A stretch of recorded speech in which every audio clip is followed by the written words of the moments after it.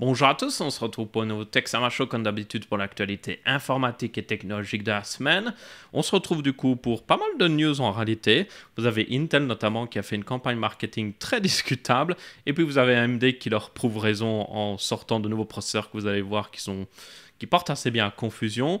Et puis nous avons des news aussi au niveau graphique et tout ça. En tout genre, comme d'habitude, vous avez une table de matière dans la description ainsi que sur la barre de lecture. Commençons tout de suite. La première news concerne la nouvelle IA de Google qui s'appelle Gemini, ou plutôt le nouveau modèle d'IA de Google. Et du coup, ce nouveau modèle d'IA de Google a pour but de rivaliser, comme ils le disent, ChatGPT 3.5, même si la version 4 est sortie depuis. Mais ils ont juste comparé la version 3.5 et ils ont sorti aussi une vidéo que beaucoup de gens étaient en mode « Oh, c'est intéressant, ça montre l'IA en action, je vous la joue ici. » Et beaucoup de gens étaient impressionnés, genre la personne dessine un canard petit à petit et l'IA décrit ce qu'elle voit. Sauf que cette vidéo était fake. Elle était totalement simulée, on va dire. En gros, à chaque moment de la vidéo, il prenait des screenshots et puis il le donnait à l'IA pour qu'elle décrive ce qu'elle voyait. Un petit peu comme si vous faisiez ça avec ChatGPT. Et les gens, certaines personnes s'en doutaient parce que déjà, au niveau calcul, donner des images à une IA et lui demander ce qu'elle voit prend déjà beaucoup de ressources. Donc faire ça avec une vidéo serait hyper compliqué. Imaginez, même juste 24 images par seconde, c'est énormément de calcul pour une IA. Donc, il y a déjà des gens qui se doutaient qu'il y avait un truc chelou. Et ils ont précisé justement, il y avait un petit astérisque quelque part, ils disaient « Oh, en fait, on a pris des screenshots et puis on a mis du text input. » Donc, en gros, c'était juste pas vraiment réaliste comme vidéo. Ça montre ce que ça pourrait donner dans le futur, mais pour le moment, c'est pas du tout le cas. Donc, les gens n'étaient pas forcément très contents de ça, parce que c'est un petit peu mensonger, mais bon. Dans tous les cas, ça montre qu'ils ont quand même une IA qui est plutôt performante, ou en tout cas un modèle qui est plutôt performant. Il y a différentes versions d'ailleurs de Gemini. Vous avez la version Ultra qui est ultra performante. La version Pro qui est plus genre pour à peu près tout le type d'utilisation que vous pourriez lui donner. Donc par exemple la reconnaissance d'image, la reconnaissance même d'audio, ce genre de choses. Donc très similaire à ChatGPT justement.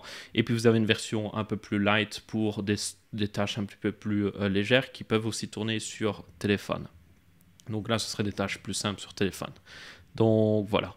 Il n'y a pas vraiment plus à dire honnêtement. On verra bien ce que ça donnera quand c'est disponible et qu'on puisse vraiment la tester, voir si c'est réellement meilleur que ChatGPT 3.5 comme ils l'ont dit, même pas en version 4. Mais bon, on verra bien. Ensuite, tout en parlant d'IA, vous avez l'Union européenne qui est enfin en train d'arriver à un accord pour mettre un petit peu des règles en place justement pour tout ce qui est IA. Alors, c'est évidemment très discutable tout ça parce que bien sûr, ces règles vont surtout concerner les compagnies qui sont en Europe, ou en tout cas qui font business en Europe, donc ça pourrait limiter énormément l'innovation justement des compagnies européennes. Pour le moment, on n'a pas encore une description claire de toutes ces nouvelles règles, donc tenez-en compte. Apparemment, ce qu'ils disent, c'est que ces règles seraient par contre variables selon le milieu. Si vous faites une IA qui va, je sais pas moi, s'occuper de la reconnaissance d'image ou autre chose, elle sera un peu plus vous pourrez faire un peu plus, alors que si vous faites une IA qui concerne, je sais pas moi, une utilisation qui peut être dangereuse, genre médicale, là ce sera beaucoup plus restreint, forcément. Donc ce sera restreint basiquement selon le milieu. Ça semble assez logique ici. Et du coup, il n'y a pas vraiment plus à dire pour le moment, vu qu'on n'a pas encore le full texte ici, ils sont encore en train de finaliser les détails. On sait juste que c'est en train d'approcher, donc pour ceux qui se demandent, on va bientôt avoir justement des règles plus précise là-dessus. Mais il faudra voir si ça ne limite justement pas trop l'innovation, parce que c'est vraiment l'un des problèmes. Genre, les entreprises européennes qui vont devoir agir sur le milieu global, donc ils vont peut-être aller se lancer sur le marché américain et tout ça, ils vont être en compétition avec des entreprises qui ont littéralement aucune régulation pour le moment et qui peuvent faire ce qu'ils veulent. Donc, c'est quand même très compliqué. Ça me fait un peu penser, par le passé au final, même à l'heure actuelle, en fait, on a perdu beaucoup d'entreprises au niveau de l'électronique, si vous regardez. Le dernier géant qui avait encore de l'électronique en Europe, c'était Philips, qui faisait encore des TV et tout ça. Plus de trop maintenant, il me semble qu'ils ont été rachetés ou autre chose. Donc, c'est juste pour vous montrer que le marché européen, on a beaucoup d'innovations, hein. Vraiment, on fait des trucs très innovatifs. Par exemple, les machines à lithographie qui sont utilisées par TSMC pour graver les derniers processeurs, donc des machines hyper avancées, elles sont faites aux Pays-Bas, par exemple. Mais à côté de ça, on n'a pas vraiment... On a des innovations, mais on n'a pas vraiment une entreprise qui rassemble ces innovations et qui est aussi en avant que Microsoft ou même justement OpenAI ou Apple, ce genre de choses. On n'a pas une entreprise comme ça en Europe en fait. La seule vraiment qu'il y avait avant, mais techniquement ils sont plus dans l'Union européenne, c'est évidemment ARM, mais encore une fois ils sont plus dans l'Union européenne vu qu'ils sont en Angleterre, donc discutable. Enfin bref, on verra bien ce que ça donnera, mais une chose est sûre, c'est une bonne chose en partie, mais ça peut être aussi une très mauvaise chose pour l'innovation. Ensuite, en parlant de mauvaises news, nous avons une mauvaise news concernant Sony. Donc, certaines personnes qui ont acheté des contenus, notamment qui viennent de Discovery sur les plateformes Sony, alors ça ne concerne pas forcément le marché français parce que c'est très différent au niveau licensing de séries et tout. Je pense que c'est quelqu'un d'autre qui a dû racheter les droits. Mais certaines personnes, du coup, aux États-Unis qui ont acheté certaines séries Discovery sur la plateforme de Sony ont reçu ce message qui leur dit basiquement celui-ci. À partir du 31 décembre 2023, certains de ces contenus vont juste disparaître et vous ne les aurez plus jamais. Vous ne pouvez pas les télécharger, ils vont juste disparaître. Sauf que ces gens ont acheté les contenus. C'est pas genre Netflix où il y a un film qui disparaît parce qu'ils ont perdu les droits ou autre chose. Ça reste du streaming, vous voyez. Vous payez pour avoir le droit de le regarder. Vous ne payez pas parce que vous l'avez acheté. Ici, ces personnes ont acheté le contenu. Ils ont littéralement payé pour chacun des contenus. Et là, ils vont avoir leur contenu retiré. C'est complètement, selon moi, honteux, franchement. Ça ne devrait même pas arriver. Ils ont acheté quelque chose. Ça vous montre aussi le problème avec les contenus digitales, c'est que vous pouvez acheter des choses et puis juste on vous les retire parce que le service a fini ou la licence est finie ou autre chose. C'est vraiment n'importe quoi. Alors ce problème viendrait certainement du fait que Discovery et Warner Bros.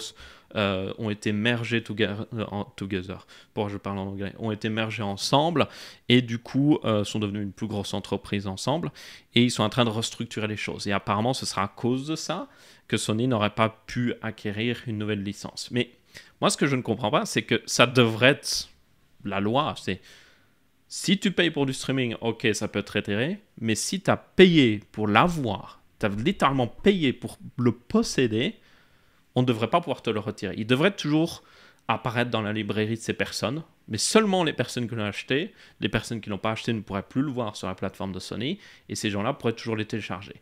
Ou alors il faudrait que Discovery leur propose de pouvoir les télécharger sur leur plateforme.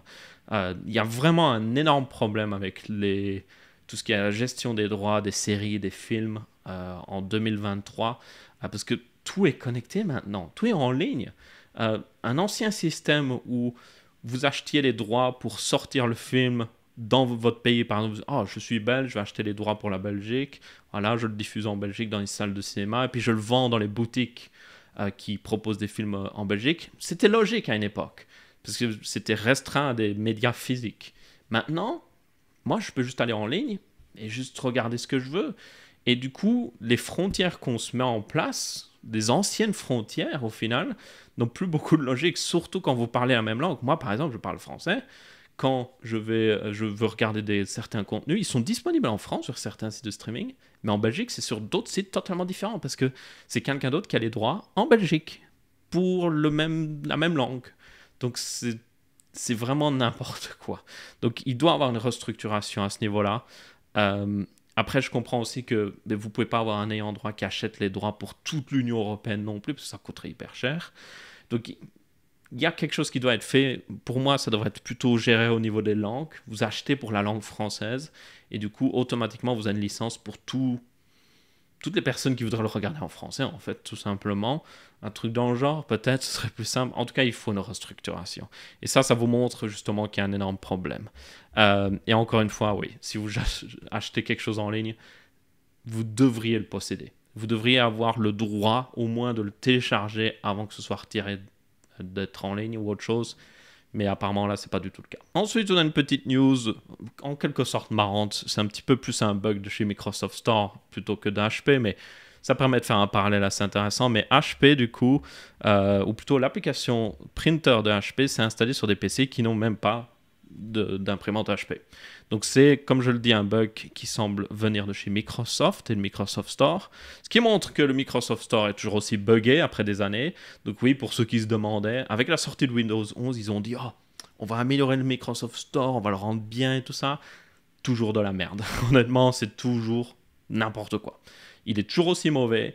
À chaque fois que je dois utiliser, je pleure, presque, franchement. Il y a des trucs qui sont buggés là-dessus, je vous jure. La gestion des licences, notamment des trucs que vous avez achetés, genre Minecraft, la gestion de la licence Minecraft dans le Microsoft Store, totalement buggé. Si vous avez plusieurs versions de Minecraft qui existent, mais vous avez une licence pour une version, des fois vous ne trouvez pas votre version, vous voulez l'installer, ça ne marche pas. Il y a des conneries comme quoi vous avez des PC qui sont associés au Microsoft Store, en plus d'être associés à votre compte Microsoft, donc ça fait 2 endroits où c'est associé, et des fois vous avez trop de PC, vous pouvez accumuler trop de PC à un endroit, ça peut arriver, parce que la limite est 10 PC, vous allez me dire, oh, j'ai pas 10 PC moi, mais si vous changez de PC, l'ancien PC il reste associé dans vos paramètres Microsoft. Donc, au bout de 10 ans, ce qui va vite arriver, si quelqu'un a eu plusieurs PC ou autre chose, mais il va atteindre vite fait cette limite. Je pense qu'on va commencer à avoir des problèmes justement d'ici 5 ans, 5-10 ans, où justement certaines personnes auront atteint ces limites-là. Moi, j'ai aussi atteint parce que j'ai mis mon compte Microsoft sur d'autres PC pour que mes neveux puissent y jouer, par exemple à Minecraft, quand je n'y joue pas. Parce que moi, je joue pas trop à la version Bedrock. Et du coup, j'ai très vite atteint cette limite et j'étais en mode, qu'est-ce que c'est que ça? Et ça vous donne une erreur générique. Ça vous dit, oh, je peux pas l'installer. Et en fait, c'est dû au fait que vous avez trop de comptes, trop de PC associés au Microsoft Store. Donc, juste pour vous dire, je déteste le Microsoft Store. Ce qui concerne du coup HP, un bon petit parallèle, c'est qu'on a sorti une vidéo sur la chaîne RTBFXP. Si vous ne connaissez pas, c'est une chaîne plus orientée gaming en Belgique, mais qui récemment on a fait une émission qui s'appelle On n'est pas des Yankees, où on parle de tech. Et une des dernières vidéos, c'est l'arnaque des imprimantes, où je parle tout seul d'ailleurs, parce que mon host habituel n'est pas là, donc je suis tout seul dans la vidéo pour ceux qui se demandent. Je parle tout simplement de l'arnaque des imprimantes. Le business model qui a été créé là-dessus, et vous allez voir, c'est très fourbe. Donc n'hésitez pas à regarder, vous aurez un lien dans la description. Ce n'est pas sponsorisé, je tiens à le préciser d'ailleurs, c'est juste parce que j'ai fait cette vidéo avec eux et que je suis plutôt fier, donc n'hésitez pas à aller la voir. Ensuite, nous avons aussi Intel qui était fier d'avoir sorti un petit PDF qui depuis ils ont retiré de leur site, donc peut-être qu'ils n'étaient pas si fiers que ça. En gros, dans ce PDF, il disait que AMD vendait n'importe quoi, du snake oil, comme on dit en anglais, c'est un peu vendre de la poudre de perlimpinpin. Voilà, c'est le meilleur comparatif que j'ai ici. Donc, ils ont fait tout un PDF qui parle qui est très... Franchement, il y a une vidéo ici de Gamer Nexus où vous pouvez encore voir la plupart des pages du PDF, parce que comme je le dis, il n'est plus en ligne. Il y a beaucoup de choses qui se contredisent dans ce PDF. Ça ressemble à ce qu'ils avaient fait il y a des années au niveau marketing, quand, je vous rappelle, ils avaient engagé une entreprise pour faire des tests de leurs processeurs qui traficotaient les chiffres ou qui des fois désactivaient la moitié des cœurs des processeurs AMD pour comparer à un processeur Intel. Donc oui, c'était à ce point-là. Ils s'étaient évidemment fait taper sur les doigts à cette époque-là. Les gens avaient dit c'est pas normal. Donc ils étaient revenus en arrière. Mais dans ce PDF, ils ont même indiqué qu'ils avaient toujours des tests qui venaient de cette entreprise qui avait traficoté les tests. Donc ma foi, voilà. Et ils ont des trucs qui se portent juste à confusion. Juste pour vous donner un exemple. Là, c'est le meilleur exemple. Je vais le mettre en full écran. On a ce graphique qui dit, OK, voilà quel genre de processeur Intel vous pourriez avoir besoin selon votre âge si vous êtes étudiant. Donc, il commence avec le groupe de 5 à 10 ans, bien évidemment. Donc, de 5 à 10 ans, il y en a qui font du digital content creation, donc la création de contenu digital, comme je le fais actuellement. Oui, donc quand vous avez 5 à 10 ans, c'est ce que vous faites. Et du coup, ils disent qu'ils recommandent, si vous faites aussi la programmation, d'avoir un Core i3. Bon, c'est pas mal un Core i3. Ensuite, si vous avez de 11 à 14 ans, ben là, vous allez peut-être faire de la simulation et du data science. Donc là, vous prenez jusqu'à un Core i5, voire même un Core i7. Et puis, si vous êtes au top du top, vraiment là, le plus lourd pour un étudiant, l'e-sport, vous avez besoin d'un Core i9. Vous voyez le problème? Ce graphique n'a aucun sens. Je ne sais pas qui l'a créé, mais je ne sais pas ce qu'il a pris, mais je veux la même chose, parce que ça doit être de la bonne, à mon avis, parce que là, c'est n'importe quoi. Et le PDF est rempli de trucs comme ça. Alors, en réalité, franchement, ils ont en partie raison sur certains trucs, notamment sur le fait que les noms des derniers processeurs AMD portent à confusion. Et ça, c'est réellement le cas. Ils ont raison là-dessus, il y a un gros problème sur le nom des processeurs AMD de dernière génération mobile. Parce que si vous vous rappelez, ils ont sorti tout un guide que les Ryzen 7000 mobiles, vous en avez qui sont basés sur Zen 3. Donc pas sur Zen 4 qui est la dernière architecture. Et vous en avez aussi qui sont basés sur Zen 2. Donc ça porte à confusion parce que vous allez en boutique, vous achetez un processeur Ryzen 7000 avec votre ordi portable et vous vous dites « Oh, c'est le 7000, c'est la dernière génération, j'ai le meilleur processeur possible. » Nope, pas du tout. Donc ça, ils ont raison. Mais la façon dont ils ont présenté le PDF et tout ça est juste très mauvaise. Ils n'auraient pas dû le faire comme ça. Et puis, je vous rappelle que c'est Intel. Et Intel ne devrait jamais critiquer notre entreprise pour la façon dont ils nomment les choses. Parce que littéralement, j'ai l'impression que là, c'est l'équipe marketing mobile qui a fait ce PDF. Donc, ils ont, à mon avis, pas de relation avec forcément l'équipe marketing PCFix. Parce que je vous rappelle qu'au niveau PCFix, Intel vient de sortir des nouveaux processeurs qui sont basiquement un refresh d'anciens processeurs. Donc, la 12e génération d'Intel était géniale. La 13e, c'était juste une version améliorée. Donc, un refresh. Et puis, la 14e génération, c'est même pas forcément amélioré, c'est juste un refresh du refresh. Et c'est un nouveau nom. Donc, ça contredit leur PDF, justement, où ils disent « Oh, avoir le dernier processeur ne veut pas forcément dire avoir la dernière technologie. » Oui, ben c'est le cas aussi chez Intel, en fait. Donc, c'est marrant de voir à quel point ils se contredisent eux-mêmes. Mais c'est certainement dû au fait que les équipes marketing sont séparées. Donc voilà. Un autre truc marrant du coup, une autre news, c'est le fait que nous avons les premiers Core Ultra qui arrivent. Et là aussi, ça porte à confusion au niveau nom, on va être honnête. Dans tous les cas, nous avons le Core Ultra 9 185H qui s'est montré. Et ce serait un processeur avec une fréquence de 5,1 GHz, 16 cœurs et un TDP de 45 watts. Ces processeurs, pour ceux qui se demandent, arriveraient pour le début 2024, parce que début 2024, vous avez le CES à Las Vegas et vous avez souvent des refreshs d'ordinateurs portables à ce moment-là. Genre, hyper souvent.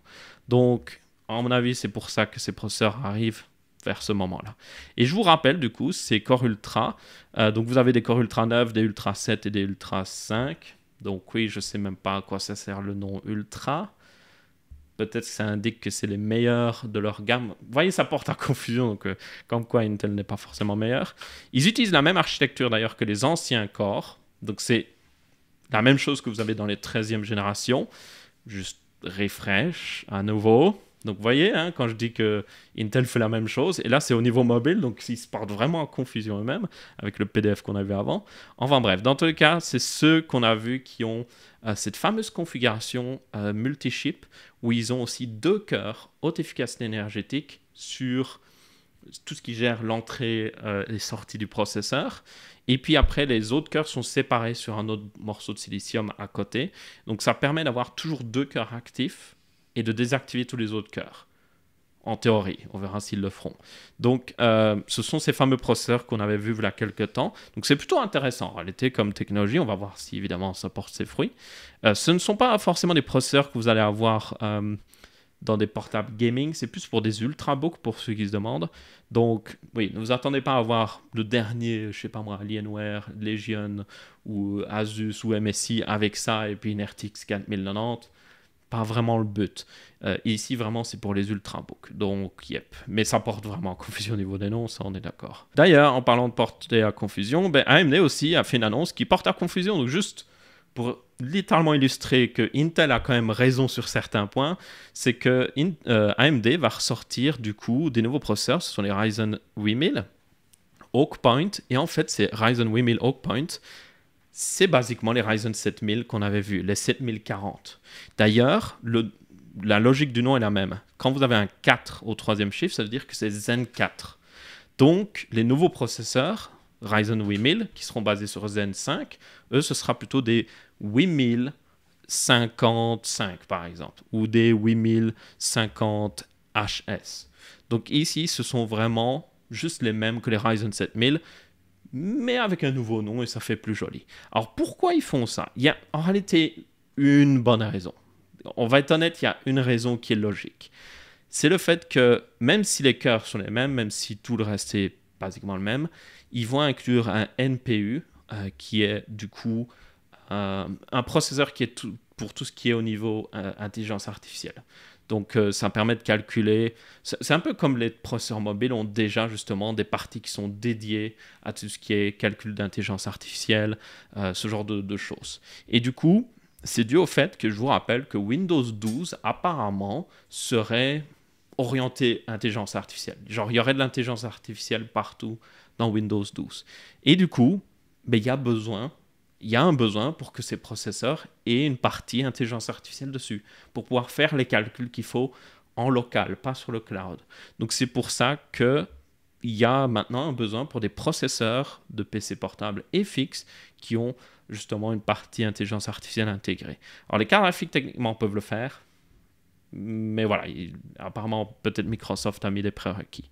Donc la plupart de ces processeurs, pas tous, vous pouvez voir que c'est ici, c'est coché NPU. Donc la plupart de ces processeurs auront ce fameux NPU. Mais c'est à peu près le même, c'est le même GPU d'ailleurs, c'est les mêmes cœurs que les anciens processeurs, juste avec une partie intelligence artificielle pour pouvoir supporter pleinement Windows 12. Donc c'est pour ça que techniquement ils les ont sortis, même si ça porte énormément à confusion, pour être très honnête. Et pour porter encore plus à confusion, AMD va aussi préparer de futurs processeurs qui ne vont pas arriver tout de suite. Donc ceux qu'on a vus juste avant vont sortir début d'année, avec les nouveaux ordinateurs portables, et ceux-là vont arriver courant de l'année 2024, et ce sera Strix Point, et là c'est les vrais prochains processeurs AMD, mobiles en tout cas, et ceux-là auront pour information du coup des cœurs Zen 5 ainsi que des parties graphiques de nouvelle génération, et ils auront aussi une partie intelligence artificielle. Et comme vous pouvez voir, les autres processeurs sont indiqués comme disponibles début 2024, et cela ce sera pendant l'année 2024. Donc ça, ce sera les vrais nouveaux processeurs. Visiblement, AMD n'était pas prêt à les sortir tout de suite, ce qui est, on va dire, en partie raisonnable, mais il voulait être compatible avec Windows 12, il est annoncé courant de l'année 2024. Il voulait avoir déjà des processeurs qui sont disponibles sur le marché pour fonctionner. Donc c'est à mon avis pour ça qu'ils ont ressorti les mêmes processeurs. Je ne les excuse pas leur stratégie marketing ici. Hein. Selon moi, c'est mauvais pour l'utilisateur. Hein. Mais je dis juste, c'est ici leur logique qu'ils ont utilisée. Dans tous les cas, du coup, Strix Point sera la vraie nouveauté. Donc ça, on verra bien ce que ça donnera. D'ailleurs, le NPU, donc tout ce qui est l'intelligence artificielle, sera une nouvelle génération. Donc ma foi, on verra bien. Il sera encore plus puissant pour calculer tout ce qui est générative AI, donc un petit peu tout ce qui est un peu comme ChatGPT en fait. Donc on verra. Honnêtement, on ne sait pas trop ce que ça donne pour le moment. Zen 5 devrait aussi arriver du coup sur les PC fixes vers à peu près le même moment, donc courant de l'année 2024. Et on devra avoir aussi une configuration intéressante au néoprocesseur, parce que là, comme vous pouvez voir, nous avons du coup une configuration mixte avec 4 cœurs Zen 5 et 8 cœurs Zen 5C. Donc c'est un peu comme les Zen 4C. Ils sont plus petits, mais c'est basiquement les mêmes. Donc, c'est pas comme fait Intel, où c'est vraiment deux cœurs différents. Non, là, ce sont techniquement les mêmes. C'est juste qu'ils ne peuvent pas atteindre la même fréquence et ils sont beaucoup plus compacts. Donc, vous auriez toujours 4 cœurs haute performance, en quelque sorte, et puis 8 cœurs haute efficacité énergétique. Et c'est à peu près tout, en fait. Il n'y a pas vraiment besoin de dire plus. Ça monte jusqu'à 54 watts. Et ce sont... alors, vous pourriez en trouver dans des ordinateurs portables gaming, hein, ces processeurs, parce que ce sont les 8050, donc c'est un peu comme les 7040 à l'époque. Il y avait les 7840, les 7640, ce genre de choses. Donc là, vous aurez des 8850, 7650, HS, non HS, tout ça.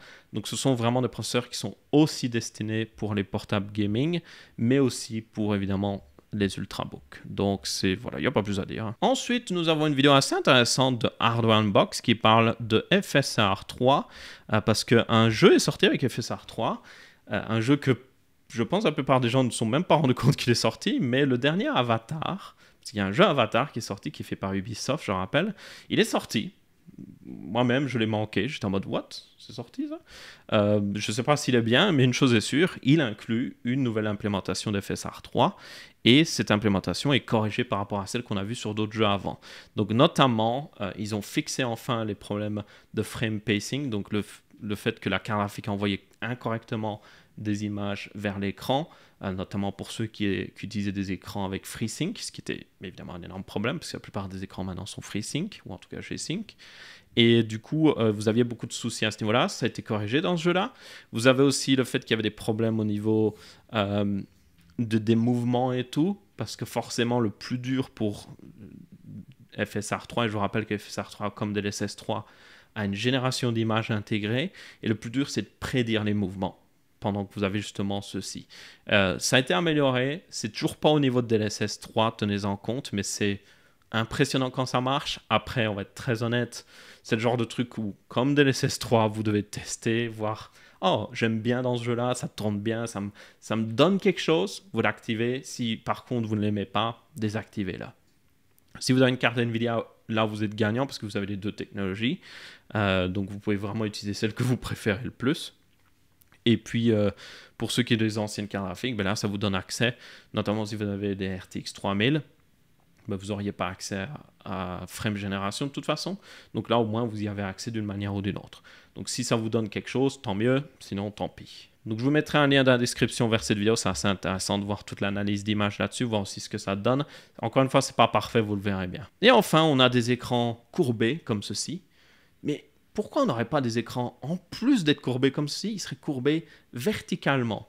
Eh bien, c'est ce que c'est dit TCL plutôt, voilà. Et ils ont fait un écran littéralement en forme de dôme en quelque sorte. C'est un écran 4K 120 Hz OLED et comme vous pouvez voir, il est courbé sur les deux axes. Donc vraiment, c'est un bout d'un dôme en quelque sorte. Si vous aviez plusieurs écrans comme ça, vous pourriez refaire un dôme avec.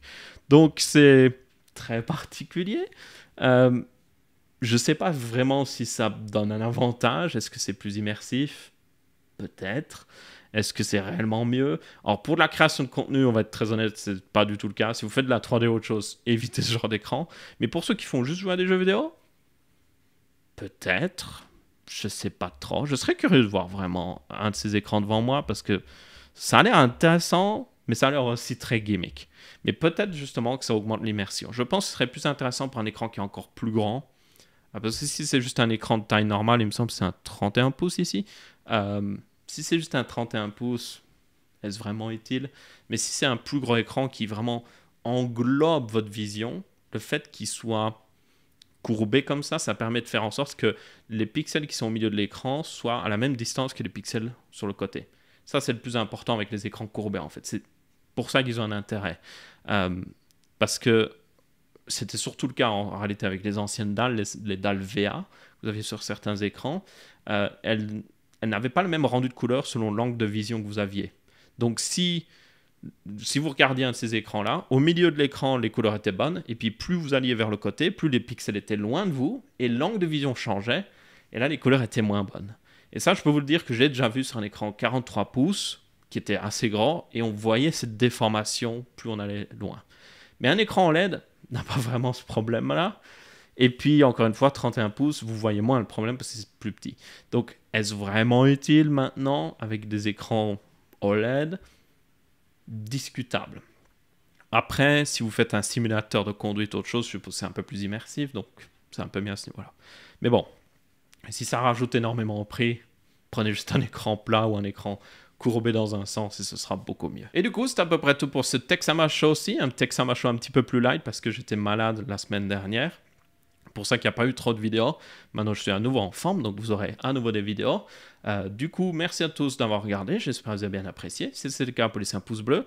Si ce n'est pas le cas, pour laisser un pouce rouge. N'hésitez pas à découvrir les vidéos que je vous ai mis en description, notamment celle sur la chaîne RTBF XP où je parle des imprimantes. Et je vous dis ciao, ciao!